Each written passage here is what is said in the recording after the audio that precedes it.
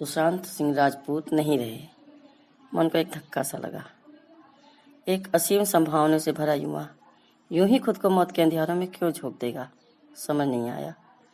सदमा यह जानकर और गहरा गया कि यह साधारण मृत्यु नहीं, सुसाइड अर्थात आत्महत्या थी। आखिर क्यों? यह सवाल वर्षों पहले दिव्या भारती की मृत्यु, फिर प्रत्युषा बनर्जी की मृत्यु और अब सुशांत की मृत्यु के साथ एक बार फिर मन में कौंधने लगा। ये सब तो सेलिब्रिटी थे, जीवन की तमाम सुविधाएं इन्हें उपलब्ध थी। अपनों के साथ साथ अनदेखे अनजाने फैंस का दीवानापन भी उन्हें उपलब्ध था। फिर क्यों कोई एक कारण भी उन्हें यह कदम उठाने से रोक नहीं पाया? यह सवाल अखबार में पढ़ी सुसाइड की तमाम खबरों के बाद बार बार मन में उठता है। आखिर क्यों? ईश्वर ने मानव जीवन की रचना किसी विशेष उद्देश्य या लक्ष्य की प्राप्ति के लिए की होती है, ऐसा माना जाता है। पर आत्महत्या किसी जीवन का लक्ष्य या उद्देश्य कैसे हो सकती है? सुशांत माँ के बहुत करीब थे। इसके बावजूद 16 वर्ष की अवस्था में उन्हें खो देने के बाद तो यह कदम नहीं उठाया उन्होंने। जीवन के 18 वर्ष उस माँ की कमी के बाद तमाम उपलब्धियों को पाने में लगा दिया। फिर ऐसा क्यों हुआ कि जीवन में जो कुछ था वह सब व्यर्थ हो गया?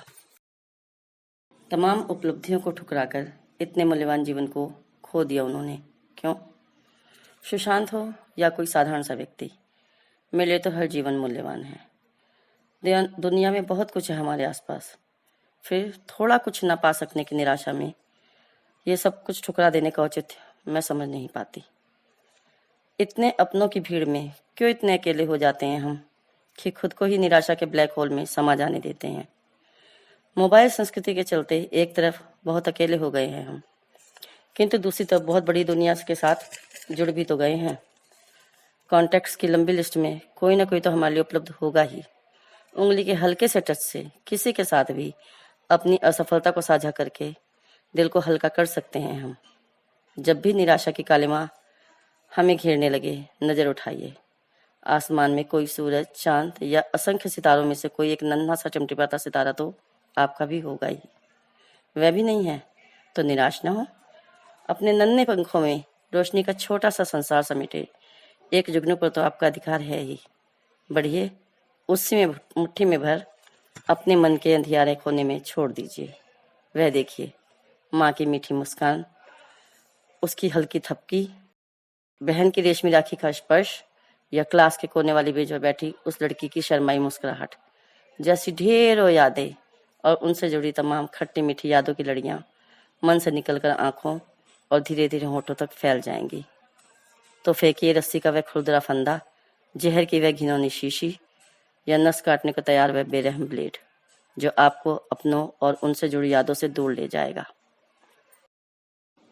उठिए, घर का दरवाजा खोलिए और निकल पड़िए किसी जाने अनजाने के साथ अपने और उसके सुख दुख साझा करने।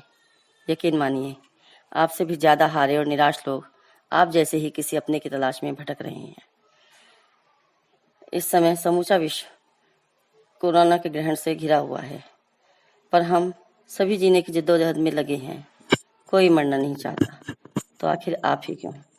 याद रखिए, आत्महत्या ईश्वर और माँ दोनों के प्रति विश्वासघात है, क्योंकि आपका जीवन इन दोनों की ही रचना का उदाहरण है। खुद को मजबूत बनाइए, थोड़े से ढीठ बनिए कि जबरदस्ती तो ईश्वर के घर भी नहीं जाएंगे हम। अपने जरूरतमंद किसी मित्र की मदद के लिए उसके घर का दरवाजा तोड़कर भी घुस जाएंगे, लेकिन तो फिर उठिए। क्यों देर क्यों? यदि इस वीडियो को देखने के बाद किसी एक ने भी खुद को अपने जुगनू की तलाश में लगा दिया और उसे पा लिया, तो समझिए मेरे जीवन का उद्देश्य तो पूरा हो गया। क्या कहा? कोई नहीं मिल रहा? तो कोई बात नहीं, मेरे पास आइए, मैं हूं ना।